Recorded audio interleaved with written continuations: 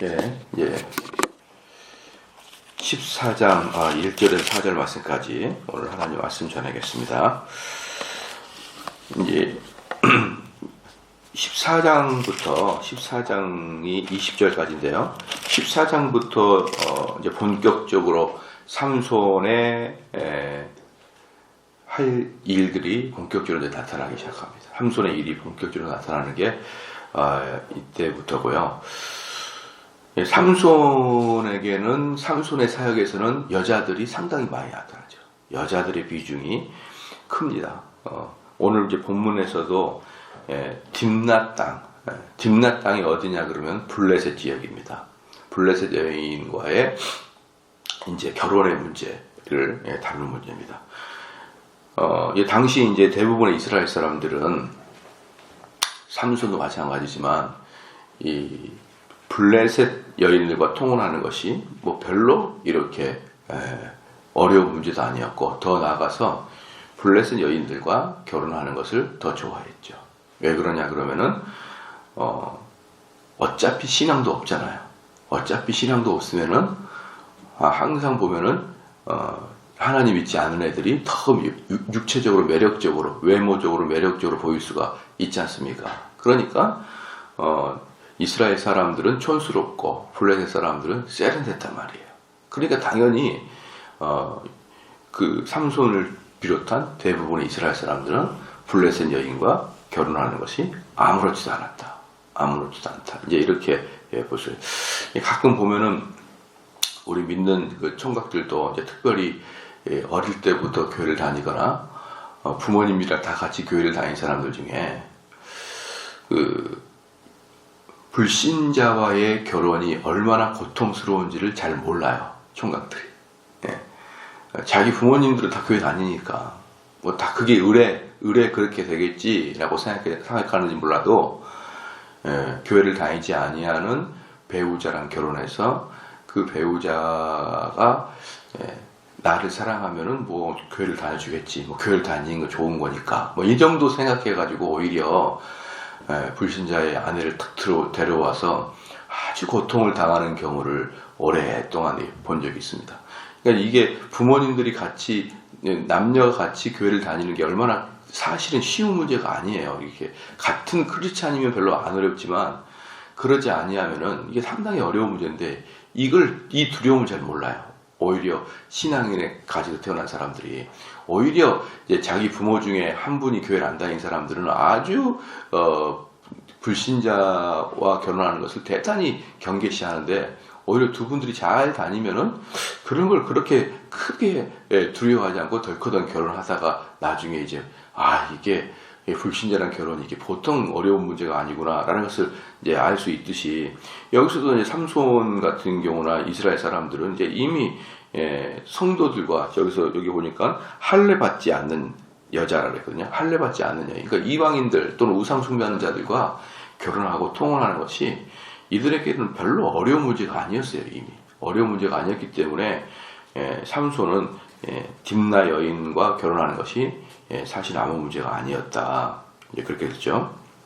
그리고 이제 여기서 이제 어쨌든 이 딥나 여인과 결혼하기 위해서 부모를 데리고 같이 가다가 사자를 찢어 죽이는 그런 사건도 발생을 해요. 사자를 죽이는 사건도 발생하고 또 사자를 죽였는데 막 거기서 이제 꿀이 나오잖아요. 나중에 거기에서 수수께끼를 만들어내지 않습니까? 수수께끼를 만들어내가지고 그 수수께끼를 계기로 해서 블레셋 사람 30명을 죽이는 이제 그런 일들이 발생합니다. 그래서 이 삼손이 블레셋 사람을 죽임으로 말미암아서 그것도 한두 명도 아니고 많은 숫자를 죽였잖아요. 삼손이 블레셋 사람을 죽임으로 해서 그때부터 본격적으로 블레셋과 이스라엘은 싸움의 국면에 들어가네요. 그때부터. 그래서 이제 그 다음에 나타나는 사람, 삼손 이후에 나타나는 사람이 사무엘과 사울과 다윗. 이때 계속 이제 블레셋과 싸우게 되는 거예요. 수요일날 제가 여러분에게 다윗 설교를 하는데 그 다윗 설교하게 되면 블레셋이 계속 나오는 거 여러분 아시잖아요. 그래서 이 사무엘 또 사울 그 다음에 다윗 이런 식으로 3대에 걸쳐서 계속 블레셋과 전투가 그렇게 끊임없이 발생하게 된 시작점을 이 삼손이 이렇게 그 뭡니까 수수께끼를 낸 다음에 30명을 죽이면서부터 본격적인 싸움의 장으로 들어갑니다. 그러니까 삼손의 의미는 뭐다? 삼손의 의미는 구원을 시작했다라는 뜻이에요. 구원을 시작했다. 블레셋으로부터 이스라엘 사람들의 구원의 시작점이 삼손이었다는 것이죠. 그리고 이제 좀 더 보면은 엘리 때 블레셋 사람들이 쳐들어와요. 엘리 때 쳐들어와서 법궤를 약탈해간 사건이 있는데 그게 바로 삼손의 사역 직후에 붙어져요. 그러니까 본격적으로 싸움이 시작됐고, 그래서 그 엘리 제사장 가문이 멸망하게 된 단초도 삼손이 시작을 했다라고 우리는 이제 볼 수 있어요. 삼손의 인격은 상당히 인간적이고 모험적이면서 또 비윤리적인 그러한 사람이에요. 이러한 사람은 나시린, 즉 나시린이 누구냐면 이스라엘을 구원할 자 나시린의 모습으로서는 이 삼손의 모습은 정반대의 모습이죠. 아주 거칠고 사납고, 그리고 자기의 어떤 육적인 감각으로 이렇게 일을 하는 모습은 상당히 나시린의 모습과는 거리가 멀다. 하지만 그럼에도 불구하고 하나님은 그런 터프한 나시린을 사용해서도 주님의 사역을 잘 감당합니다. 근데 여기서 이제 우리가 쭉 보면 알겠지만 우리나라 같은 경우는 예컨대 영웅을 나타낼 때는 그의 약점을 잘 나타내지 않아요. 어느 나라도 마찬가지죠. 예컨대 이순신의 약점을 우리는 잘 몰라요. 분명히 이순신의 약점이 있을 텐데 우리는 잘 모릅니다. 또 여러 가지 세종대왕의 약점을 우리는 잘 알지 못해요. 여러분, 세종대왕도 상당한 약점이 있거든요. 뭐냐 그러면은 세종대왕은 우리나라의 그 한글을 창조해낸 그런 분이긴 하지만, 그래서 막 좋은 것만 띄우잖아요. 근데 세종대왕이 우리나라에서 노비제를 확실히 정착한 사람이 세종대왕이에요. 노비를 확실히 정착한. 어떻게 됐냐 그러면 다른 나라는 하나는 노비고 하나는 양인이다. 평범한 사람이다. 그럼 둘이 결혼하잖아요. 양이 돼요. 일반인이 된단 말이에요. 그래서 왕자하고 이렇게 소녀가 결혼하면은 왕비가 돼요. 그 남편에 따라서 간단 말입니다. 근데 우리나라는 둘 중에 하나만 노비가 되면 다 노비가 돼버려요. 노비가 돼요. 그래서 양반과 노비가 결혼해서 다 노비가 됩니다. 그 법을 통과시킨 게 세종대왕이에요. 그렇게 돼가지고 한국 조선 땅은 노비가 급속하게 늘어나기 시작합니다. 그리고 다른 나라는 어느 나라도 노비가 대를 이어서 세습된 것은 없었어요. 다른 나라는. 그 사람, 심지어 그 당대의 사람들 중에 뭐가 있습니까? 기간이 지나면 노비를 해방시켜주는 경우도 많았어요. 여러분, 성경에서도 나오잖아요. 자발적인 노비, 여러분 아시죠? 성경에서는 자발적인 노비가 있어요. 내가 그동안에 주인을 섬겨보니까 나가도 먹고 살 것도 별로 없고 주인이 너무 좋아서 내가 평생 주인의 밑에서 종이 되겠습니다. 이런 자발적인 노비가 성경에 나와요. 로마 시대 때 그랬단 말입니다. 로마 시대 때는 자기 당대 노비가 끝나면 끝. 그리고 그것도 기한이 있고 기한이 지나면 이제 자유인이 될 때는 주인이 돈을 주면서 가서 살 수 있도록 해주는 게 전 세계 노비의 특징인데, 우리는 노비가 대를 이어서 노비가 된 사람은 조선밖에 없는데 그걸 세종대왕이 통과시켰습니다. 좋아요, 안 좋아요? 엄청 안 좋은 분이에요. 엄청. 우리는 광화문에다가 썩 이렇게 세워놨는데 알고 보면 악행을 엄청. 그리고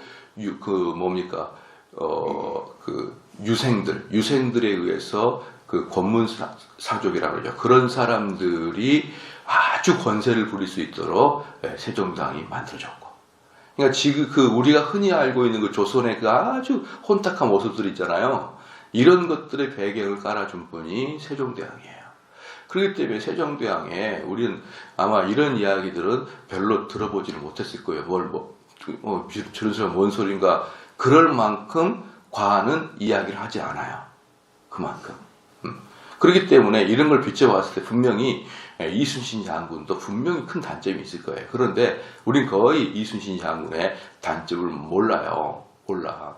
그런데 다른 나라의 위인도 비슷합니다. 다른 나라의 위인도 비슷한데, 근데 문제는 뭐냐면 사사기에 나와 있는 위인들 전부 다 문제가 있네요. 누구 하나 제대로 내가 이분을 내가 정말 한번 크게 해봐야겠다, 크게 존중해야겠다, 그럴 분들이 별로 없어요. 그 존중할 수 있는 그 큰 사건만큼이나 약점들이 다 있어요. 다 단점들이 있습니다. 그러면 이것은 뭘 의미하냐 그러면요, 사사기는 영웅전이 아니라는 거예요.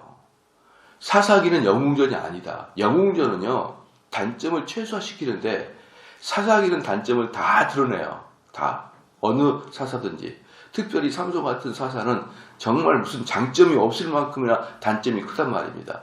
이것은 사사기는 영웅전이 아니에요. 뭡니까? 하나님의 일이다 이 말이에요. 하나님의 일. 하나님의 일이고, 여기 등장하는 주인공 같은 사사들은 단지 도구에 불과해요. 도구에. 그렇기 때문에 그 도구의 단점을 그렇게 낱낱이 드러내는 것을 하나도 부끄럽게 생각하지 않고 그 도구들을 다 드러내는 거예요. 만약에 인간 중심적이고 인간 저작이고 그러면 우리를 이스라엘을 구원했던 사사니까 좋은 점은 막 썼을 거란 말이에요. 그런데 여기서는 거의 대부분의 사사들을 그냥 그 단점을 백일하게 다 드러내면서 무엇을 말씀하느냐, 인간의 약점에도 불구하고 하나님의 사역에는 거침이 없다는 거예요. 인간의 약점에 불구하고. 그렇기 때문에 사랑하는 성도 여러분, 어떤 주님의 도구로 사용되는 그 도구에 너무 여러분 기대하지 마시란 말이에요. 그 도구는 다 약점이 있는 거예요. 삼손과 같은 사람이 목사가 얼마나 많겠습니까? 그런데 그런 것에 여러분들이 현혹돼 가지고 막 흥분하고 어떻게 그럴 수 있어? 지난주에 오후에부터 제가 설교했듯이 초대교회 도나투스파가 반대했던 그 목사들이 어땠습니까? 많은 사람들이 어땠어요? 그 로마에다가 항복하고 나는 기독교 포기하겠습니다, 그랬던 사람이에요. 그렇게 해가지고 그 목회자를 반대하고 그 목회자가 시행했던 세례는 없다라고 했던 그런 것들에 대해 초대교회 때부터 그렇게 하지 말라 그랬던 거예요. 그건 잘못된 것이다. 그러니까 목회자, 또 사역자, 전도자, 선교사, 말씀 전하는 자, 똑같은 인간이란 말입니다. 똑같은 인간. 그들은 우리 성도보다 더 높은 어떤 도덕성을 갖고 있는 게 아니라 똑같은 인간이에요. 물론 이제 목회자나 말씀 전하는 자는 스스로는 그런 자리에 올라가려고 열심히 노력을 해야겠지만, 그러나 또 우리 성도를 봤을 때 다 똑같은 그런 인격을 갖고 있는 사람이기 때문에 그 정도의 시각으로 봐야 되지, 좋을 때는 자기 유리할 때는 만인 제사장들이니까 목사님이나 우리랑 똑같습니다, 그러다가 또 자기가 유리할 때는 어떻게 목사님이 그럴 수 있어요, 이런 이중적인 모습을 계속 취하는 것 같아요. 그런데 그 사람이 중요한 게 아니라 그 사람을 사용하는 하나님만 바라보면 됩니다. 그렇죠? 이것은 무슨 목회자로서의 변명을 하는 게 아니고 우리 성도들의 마음에 평정을 주기 위해서 제가 이런 말을 하는 거예요. 그렇기 때문에 가끔가다 어떤 목사님들이 어떤 문제가 있었네 하던데 그런 거 신경 쓰지 마세요. 그건 중요한 게 아니고, 그것은 의뢰 사람들은 그렇게 되어 있는 거예요. 그러나 그렇다고 해서 그분이 전했던 진리의 말씀이 훼손되거나 잘못되거나 가짜거나 그리고 하나님의 역사가 가짜였다, 이렇게 본다는 것은 여전히 사랑을 보고 있다는 그러한 증거인 것입니다. 그래서 여러분 이제 그랬다는 걸 볼 수 있어요. 그래서 사사기서는 인간의 영웅전이 아니라 하나님의 역사하심, 보이지는 않지만 역사의 뒤에서, 사람들의 뒤에서 역사하시는 하나님을 여러분이 눈여겨봐야 됩니다. 오늘 여기서도 그 하나님의 역사가 아주 명백하게 드러난 이제 그런 구절인데요. 여기서 이제 1절에 나오는 딥나 있잖아요. 딥나. 이 딥나는 단지파에게 할당된 지역이에요. 단지파에게 할당된 지역인데, 그러나 단지파의 불신함으로 인해서 아예 이 블레셋 사람들을 손도 못 대고 있었던 것이에요. 2절 말씀에 도로 올라와서 자기 부모에게 말하여 가로되 내가 딥나에서 블레셋 사람의 딸 중 한 여자를 보았사오니, 이 보았사오다 이게 히브리 말로 라입니다. 라인데 이 보았다라는 말은 철저히 외적인 것만 본다 이 뜻이에요. 외적인 것만. 그러니까 내가 김나에 갔더니 아주 예쁜 여자가 있었어요. 이렇게 이야기하는 거죠. 아주 예뻐요. 예, 속 내부는 뭐 따질 게 하나도 없는 거예요. 사랑하는 성도 여러분, 여러분 남자들 알잖아요. 결혼해서 여성들 얼굴 예뻐야 별거 없지 않습니까? 아이고 아침에 일어날 때마다 아내 얼굴 보면서 아우 난 복 받았네. 왜 이렇게 이뻐? 이런 남성들은 저는 없다고 보거든요. 뭐 그런 부분 있을 수 있죠. 있을 수 있는 정상은 아닌 것 같아요. 아침에 일어나 아우 내가 왜 이렇게 이쁜 여자랑 결혼해서 이거 없는 것 같아요. 그냥 저는 그러거든요. 우리 아내를 보는 그 눈빛이나 우리 누님을 보는 눈빛이나 그게 그거예요. 제 마음에는 누님이나 아내나 뭐 같은 형제요 자매요 그런 느낌이 들지. 아이고 예쁘다 이런 느낌은 뭐 물론 저만 그럴 수 있는데 저는 누님이나 우리 아내나 느껴지는 감정이 50보 100보다. 그런데 누님이 여동생이 이쁘면 또 내가 뭐가 달라지겠어요? 알잖아요. 근데 총각들은 몰라요. 얼굴이 예쁘면 그냥 쏙 빠져가지고. 사랑하는 성도 여러분, 결혼의 의무가 뭔지 아십니까? 결혼은요, 사랑의 결과라는 것은 성경에 나와 있지 않아요. 성경적으로는 사랑의 결과가 결혼이 아니에요. 결혼은 협력하여 하나님의 뜻을 이루는 게 결혼이에요. 그러니까 결혼은 하나님의 뜻을 이루기에 동지들의 모임이 기독교의 결혼관이에요. 그런데 하나님의 뜻을 같이 이루어야 되는데 좀 안 예쁘면 어떻고 예쁘면 어떻습니까? 그러니까 기독교적 관점의 결혼은 외모를 보고 아이고 제가 좋아요 이렇게 접근하는 것은 기독교 관점에서 아주 잘못된 것입니다. 그런데 여기서 삼손은 정확하게 뭡니까? 제가 외모가 예뻐요. 응? 육체적으로 눈이 가요. 이 이야기를 딱 한 겁니다. 이게 내가 한 여자를 보았사오니 이 말이에요. 이제 그를 취하여 내 아내를 삼게 하소서 이렇게 합니다. 여기서 이제 2절의 말씀이 뭐냐면 이 당시에 그 삼손이 딥나로 내려갔다. 그것도 어머님 아버님을 모시고 내려갔다. 이제 그렇게 되는 거거든요. 그걸 보면은 블레셋과 이스라엘 특별히 단지파는 왕래가 자유로웠다.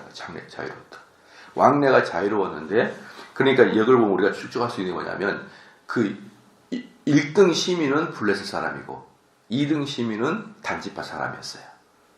그런데 이 단지파 얘들이 블레셋 사람들에게 잘 순종하면은 전혀 타치하지 않고 그들의 삶을 보장해 줬던 것 같아요.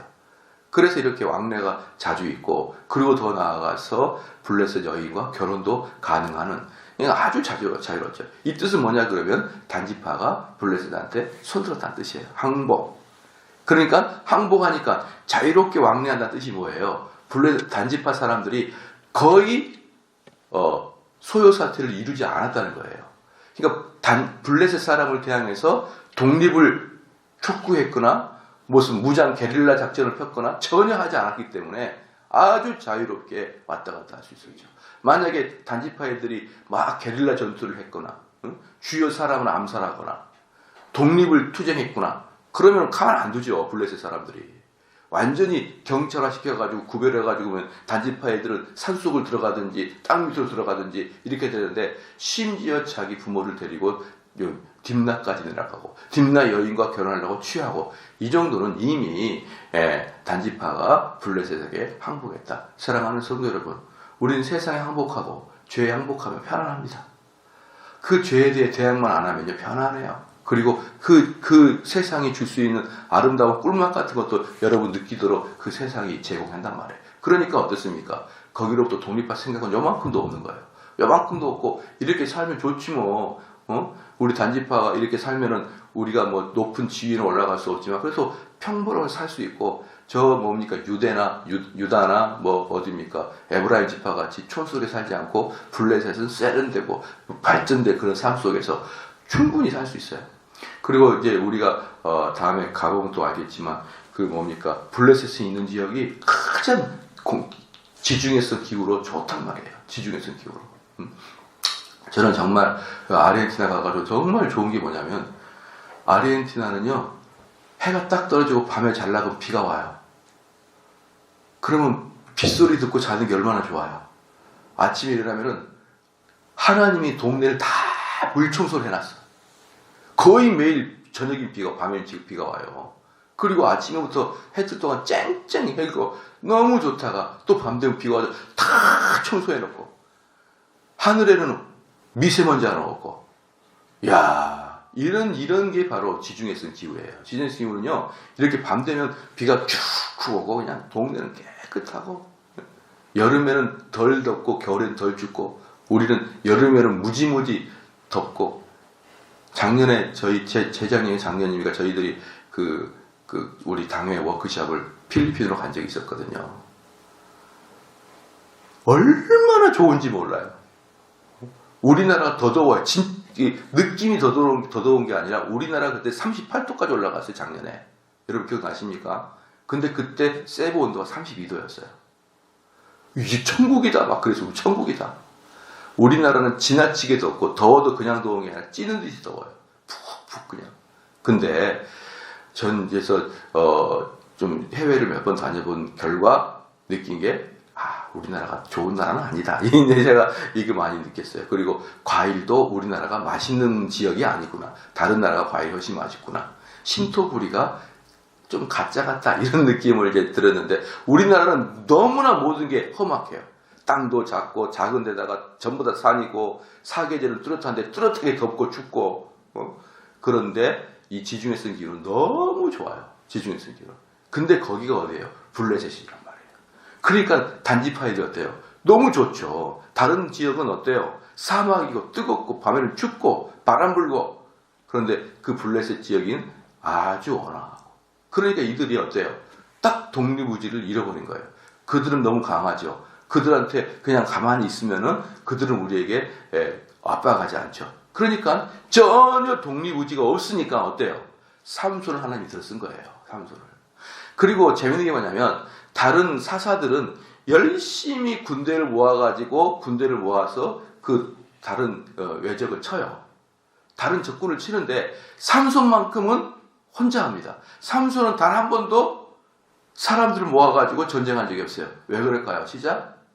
방금 제가 이야기했던 독립의지가 하나도 없다니까요. 사람들은. 아니 이렇게 살면 되는데 뭔 블레셋 사람과 싸워. 그냥 이렇게 살 거야. 이렇게 하기 때문에 삼손이 사람들을 하나도 못 모읍니다. 삼손이 사람들을 하나도 못 모을 정도로 이들의 영적 상태가 이 모양 이 꼴이니까 하나님이 혼자서 싸울 수 있는 강력한 힘을 주는 삼손을 보낸 거예요. 그러니까 만약에 이 땅에서도 하나님의 말씀을 전할 수 있는 사람들이 너무나 적어진다 그러면 소수의 몇 사람을 강력한 영적인 능력을 하나님 부여해 줄 수 있어요. 그렇기 때문에 난세에는 영웅이 나는 거예요. 여러분.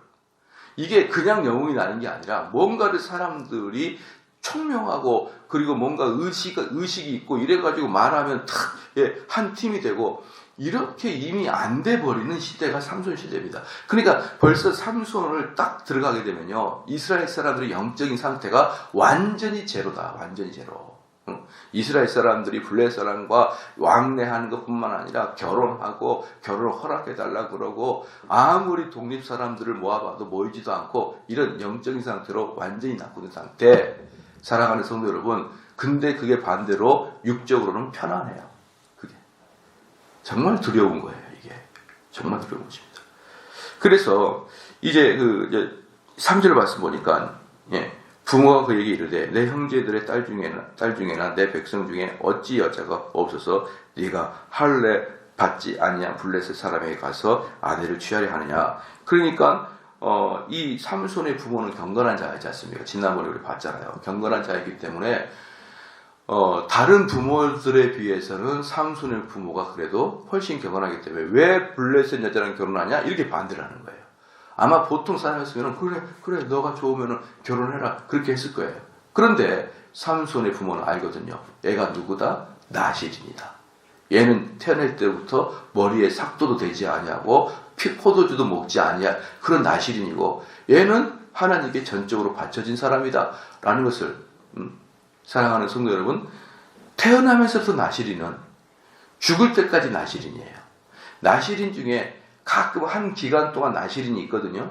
그 기간이 아니라 태어나면서부터 죽을 때까지 나실인은요, 철저히 나실인인데 그 나실인이 성경에 세 명밖에 없다니까요. 누구죠? 삼손, 사무엘, 세례요한. 이 셋밖에 없어요, 나실인이. 그만큼 엄청난 위치에 있는 사람인데 그 셋 나실인 중에 가장 삼손이 이상하잖아요. 예? 엄마, 아빠, 나 딥나에서 예쁜 사람 봤어요. 결혼시켜주세요. 막 이렇게 하는 거예요. 그러니까 부모가, 야, 너 어디 할례 받지 않는 그런 사람한테 장가가려고 그래? 막 그러니까 삼손이 얼마나 또 화를 냈겠어요. 그러니까 그 아버지 어머니가 오케이 한 거예요. 그러니까. 그래서, 그 여자를 좋아하오니 나를 위하여 그를 데려오소서 하니 이렇게 합니다. 그래서 재밌는 게 뭐냐면 이렇게 험악한 일을 통해서도 하나님은 하나님의 역사를 이루고 있는 거예요. 이제 4절 말씀이면 이때에 블레셋 사람이 이스라엘을 관할한 고로 삼손이 틈을 타서 블레셋 사람을 치려함이었으나 그 부모는 이 일이 여호와께로서 나온 것인 줄을 알지 못하였더라. 그러니까 삼손의 계획은 뭐였냐 그러면 이미 이스라엘 사람과 이 블레셋 사람들은 하나로 되어버리기 때문에 이 사람들을 이제 치려고 그 속으로 쑥 들어간 거예요. 쑥 들어갔다. 근데 바로 이 4절을 말씀 보면 이 4절 말씀 사실 난해구절입니다. 난해구절이에요. 왜 난해구절이었냐면은 이 이후에도 삼손을 가만히 보면은 정말 눈에 보이는 욕정에 따라서 움직이는 그런 자거든요. 근데 그런 자 마음속에 나는 이스라엘을 독립을 위해서 들어갑니다. 라는 마음이 생겼다는 게 참 아이러니하다라고 볼 수 있어요. 그런데 이걸 여러분 뭘 볼 수 있냐면은 이거랑 똑같습니다. 이것도 사람들의 관점에서 이해를 시키기 쉽게 하는 관점인데 실질적으로 이걸 뭐냐 그러면 삼손은 딥나의 여인을 내 아내로 취하고 싶어요. 그런데 사실은 하나님은 그 일을 통해서 블레셋을 칠 기회로 삼았다라고 보면 되는 거예요. 무슨 말인지 아시겠죠?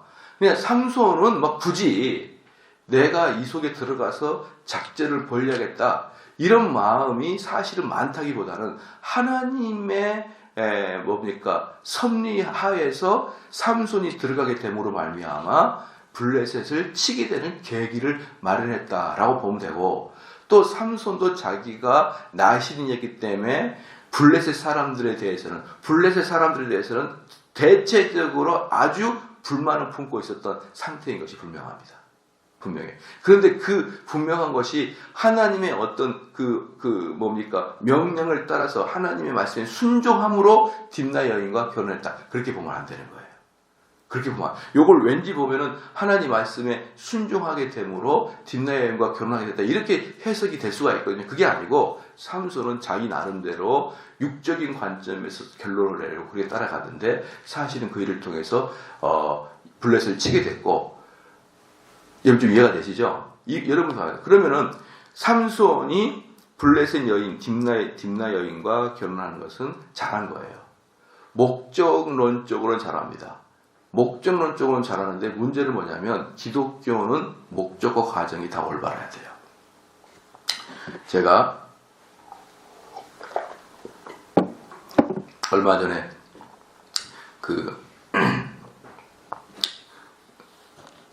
이단 신천지 사람과 대화했다 그랬잖아요. 대화했는데 그 신천지 분은 오랫동안 이제 신천지에 있다가 이제 회개하고 돌아온 분인데, 나는 신천지 분을 어쨌든 만나면 꼭 묻고 싶은 게 있어요. 꼭 묻고 싶은 게 뭐냐 그러면, 다 좋다. 그래, 너희들도 성경 공부 많이 하니까 다 좋은데 내가 이거 하나만 좀 물어보자. 너희들 어쨌든지 처음에는 거짓으로 접근하잖아. 교회 올 때도 교인인 척하고 오는 거고, 그렇잖아요. 누구에게 접근할 때도 신천지라는 얘기 전혀 안 하고 접근하고.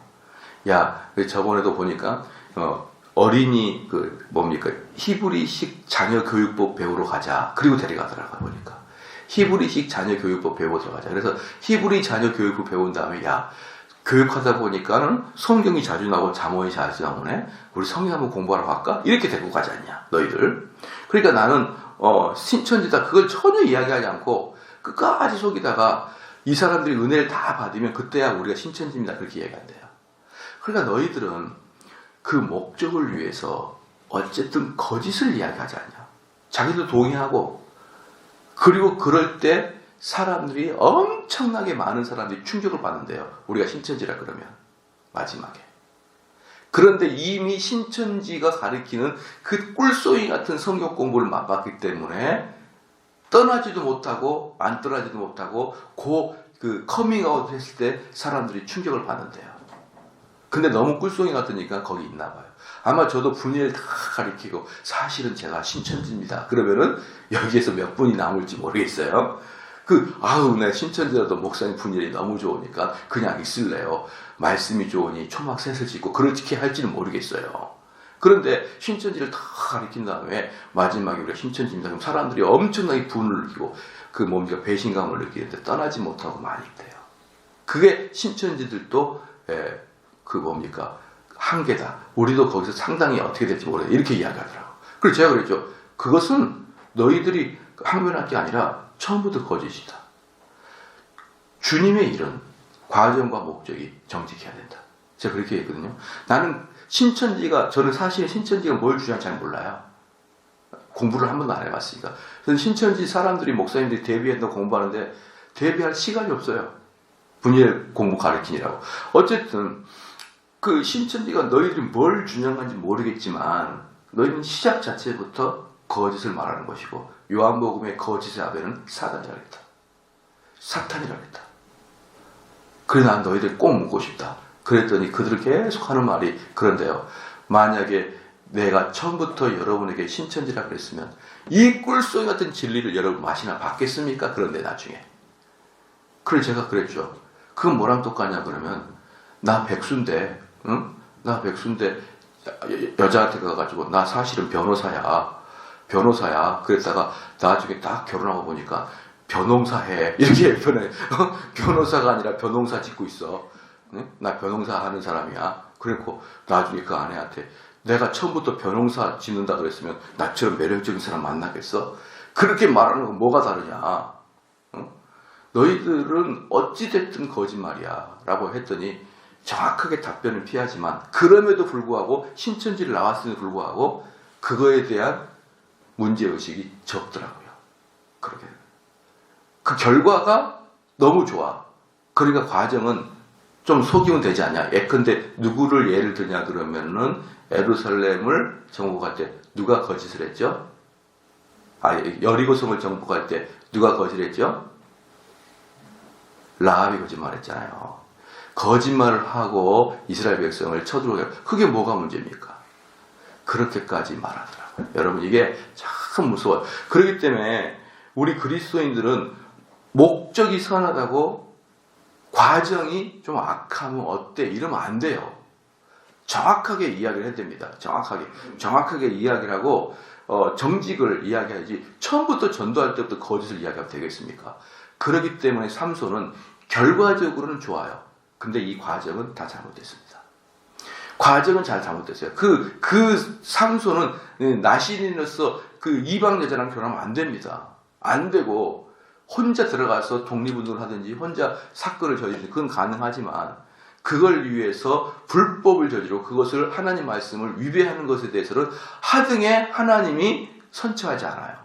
그러니까 삼손을 통해서 하나님이 이루실 일을 다 이루시고 그래서 삼손은 어때요? 죽여버리는 거예요. 그게 바로 하나님의 방식이에요. 그러니까 우리는 만약에 여기 있는 그 정대원 목사가 하나님의 손에 붙들렸다.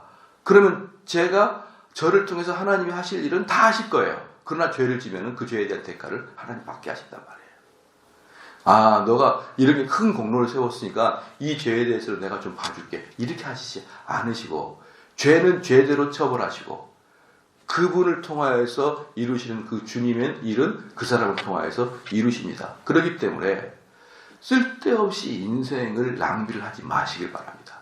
내가 죄를 지어가지고 그 죄 때문에 내 좋은 인생을 탕진하지 마시고 우리 성도들은 어떻게 해서든지 정직하고 어떻게 해서든지 하나님 율법에 바르게 여러분들이 살아가야 되지 그 과정을 그냥 대충 뭐로 가도 서울만 되지 뭐 서울만 가면 되지 뭐 이리 가나 저리 가 서울 여전히 그런 거 생각하면 안 되는 거예요. 정직하게 정도로 가고 예스 아니면 노 둘 중에 딱 가는 것이지 대충 거짓을 말하고 대충 그래서 제가 그 저번에도 그 뭡니까 싫었던 게 뭐냐면은 그 정치인들이 너무 거짓말을 잘해요. 너무 거짓말. 금방 들통날 것을 거짓을 하고 잘 생각이 기억이 안 난다는 둥. 지금은 제가 말할 처지가 아니라는 둥. 이렇게 하면서 자기들의 거짓을 별로 크게 거짓말의 문제성을 갖지 않아요. 그리고 문제가 뭐냐면 더 문제 뭐냐면 유권자들도 그 사람이 거짓말하는 걸 그렇게 크게 생각하지 않습니다. 또 찍어요 나중에 그 사람. 저는 이러한 그 우리나라의 국민성들이 정말 저는 큰 문제라고 보거든요. 만약에 우리가 거짓을 말하거나 그런 사람들을 표를 안 준다. 그럼 정치인들이 어떻게 거짓말을 말합니까? 여러분 그 닉슨 대통령 때 그 닉슨 대통령이 워터게이트 사건으로 하야할 때 있잖아요. 하야하게 된 결정적인 이유가 뭐냐면 거짓말이었어요. 거짓말 해가지고 그 거짓말이 들통나가지고 대통령이 하야하고 대통령 주변에 있는 사람이 전부 다 감옥에 가게 된 겁니다, 여러분. 그 시발점이 거짓말이었어요. 그만큼 미국 애들은 거짓말을 싫어하는데 우리는 거짓말을 말했다가 나중에는 뭐 그럴 수밖에 없죠. 그럼 또 찍어주고 또 찍어주고. 자 이러다 보니까 도대체 한국에서는 거짓말이 끊이지 않습니다. 제가 언젠가 말씀드렸죠. 일본 사람과 우리나라 사람들이 거짓말의 비율을 보니까 거짓말에 3대 죄가 있거든요. 무고죄, 사기죄, 또 뭐죄 3대 죄가 있는데 이 3대 죄가 일본 애들한테 1인당 비교해 보니까 거의 500배가 많아요. 우리나라 500배가. 거짓말의 비율이 1인당 하면은 얘들한테 500배가 많아요. 무고죄, 아무것도 안 했는데 제가 날 이랬다 신고해버리고 이 무고죄가 500배가 많습니다, 여러분. 이게 무슨 말이에요? 우린 입만 열면 거짓을 말하는 민족이란 말이에요. 입만 열면은 거짓말. 그러니까 일본 애들이 우리를 너무 싫어하는 이유가 그거예요. 우리는 일본 애가 겉 따르고 속 따르다 그러잖아요. 야, 우리는 비교도 안 돼요. 우리는 웃으면서 거짓말을 해요. 그러니까 너무나 싫어하는 겁니다. 여러분 우리 민족은 그런 경향이 있어요. 우리 민족뿐만 아니라 중국 애들도 그렇고 동남아 애들도 거짓말을 정말 잘하거든요. 우리 그리스도인만큼은 안 그래야 돼요. 내가 손해를 보더라도 정직을 말해야 되는 거예요. 그게 여러분이 그리스도를 빛내는 겁니다. 아무리 내가 손해를 보더라도. 기도하시겠습니다.